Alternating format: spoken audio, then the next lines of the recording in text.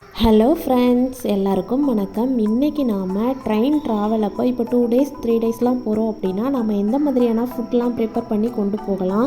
அப்புறம் இப்போ long leave நம்ம போகிறோம், நம்ம ஒரு குவார்ட்டர்ஸில் இருக்கிறோம் அப்படின்னா லாங் லீவ் போகிறோம், நம்ம குவார்ட்டர்ஸில் என்னெல்லாம் ப்ரிப்பரேஷன் செஞ்சு வச்சுட்டு நம்ம கிளம்பலாம் அப்படின்றது தான் நம்ம இந்த வீடியோவில் பார்க்க போகிறோம்.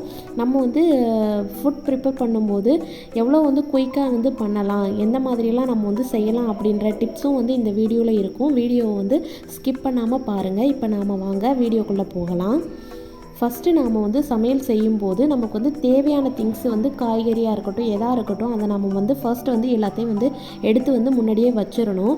ஃபஸ்ட்டு நாம் மெயினாக சாதம் நம்ம இப்போ கிளற சாதம் செய்கிறோம் அப்படின்னா ஒயிட் ரைஸ் ஃபஸ்ட்டு நாம் அடுப்பில் செஞ்சு எடுத்து வச்சிடணும்.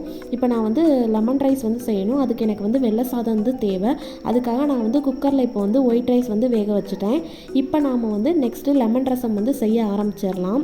லெமன் ரைஸ் 2 டேஸ் 3 டேஸ் ஆனாலுமே நமக்கு கெட்டு போகாது, அப்படியே இருக்கும். நம்ம அதுக்கேற்ற மாதிரி ப்ரிப்பேர் பண்ணி எடுத்துகிட்டு போகணும். இப்போ லெமன் ரசத்துக்கு லெமன் நல்லா பிழிஞ்சு எடுத்துக்கோங்க. அது கூடவே கொஞ்சமாக நம்ம தண்ணியும் சேர்த்துக்கலாம்.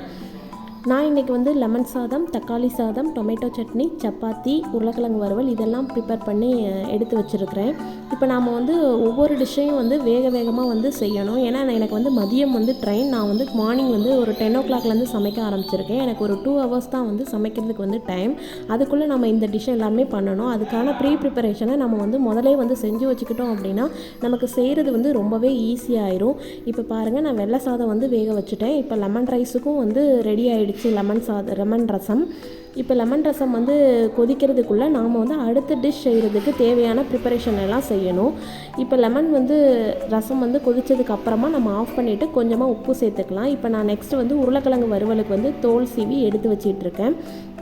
இப்போ நம்ம உருளைக்கிழங்கை கட் பண்ணி அடுப்பில் வச்சிட்டோம் அப்படின்னா நெக்ஸ்ட்டு நம்ம தக்காளி சாதம், சப்பாத்தி இதெல்லாம் செய்கிறதுக்கான ப்ரிப்பரேஷன், சப்பாத்தி மாவு இப்போ செய்கிறது, தக்காளி சாதத்துக்கு கட் பண்ணி வைக்கிறது, அந்த வேலையெல்லாம் நம்ம செய்ய ஆரம்பிச்சிடலாம். இப்போ உருளைக்கிழங்கு வறுவலுக்கு ரெடி ஆகிடுச்சு.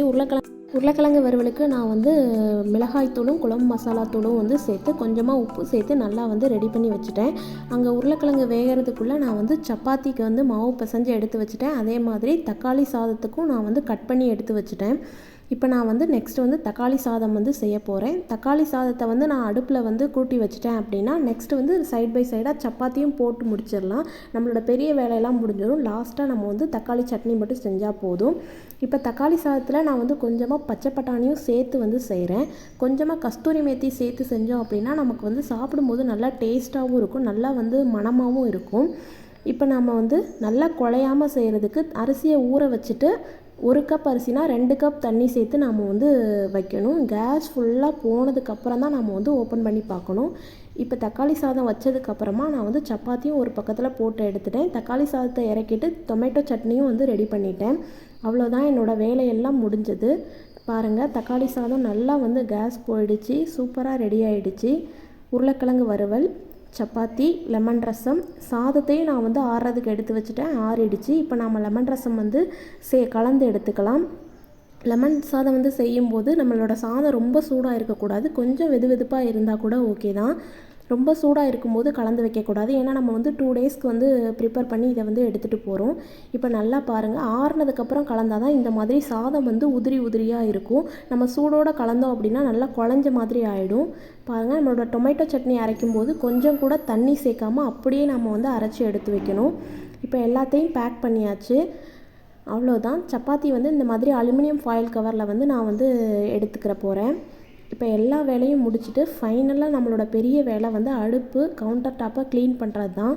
எல்லா பாத்திரத்தையும் நம்ம பழகினதெல்லாம் சிங்கில் எடுத்து போட்டுட்டு அதுக்கப்புறம் நம்ம அடுப்பையும் க்ளீன் பண்ணிவிட்டு நெக்ஸ்ட்டு ஃபைனலாக நாம் பாத்திரத்தையும் கழுவி எடுத்துட்டோம் அப்படின்னா நம்மளோட வேலை ரொம்ப ஈஸியாக முடிஞ்சிடும்.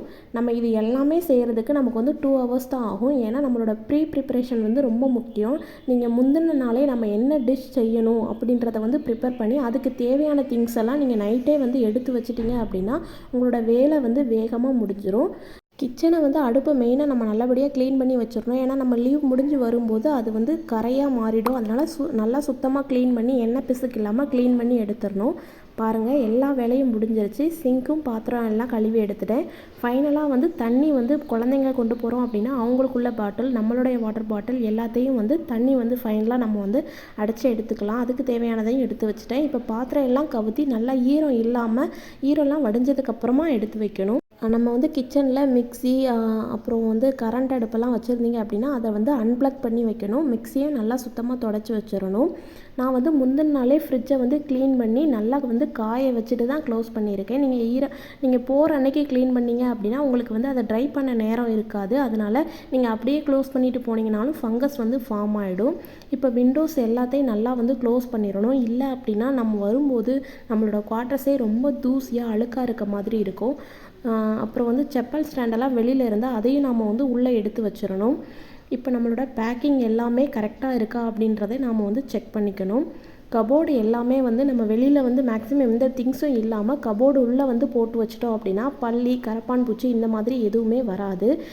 நம்ம ஊருக்கு போகிறதுக்கு முன்னாடி எந்த இடத்துல நமக்கு வந்து பள்ளி வரும் அப்படின்னு தோணுதோ அந்த இடத்துலலாம் நாப்தலின் பால்ஸை போட்டு வச்சிட்டோம் அப்படின்னா பூச்சி எந்த மாதிரி பள்ளி எதுவுமே வராது.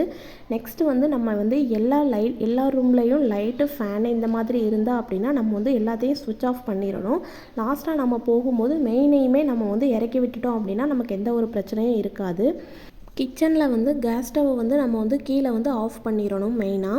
நெக்ஸ்ட்டு வந்து பூஜை ரூமில் விளக்கேற்றிருந்தோம் அப்படின்னா அது வந்து நம்ம வர்ற வரைக்கும் எண்ணெய் அப்படியே இருந்தால் அதுவும் வந்து நம்ம வந்து க்ளீன் பண்ணுறது கஷ்டமாயிடும். அதையும் நல்லா சுத்தமாக கழுவிட்டு தொடச்சிட்டு நம்ம எடுத்து வச்சிடுறது நல்லது. பரபரப்பாக கிளம்பும்போது எடுத்த வீடியோ கொஞ்சம் வந்து கஷ்டமாக தான் வந்து எடுத்தேன். கண்டிப்பாக இந்த வீடியோ பிடிச்சிருந்தது அப்படின்னா லைக் பண்ணுங்கள், ஷேர் பண்ணுங்கள், மறக்காமல் நம்ம சேனலை சப்ஸ்கிரைப் பண்ணுங்கள். தேங்க்யூ.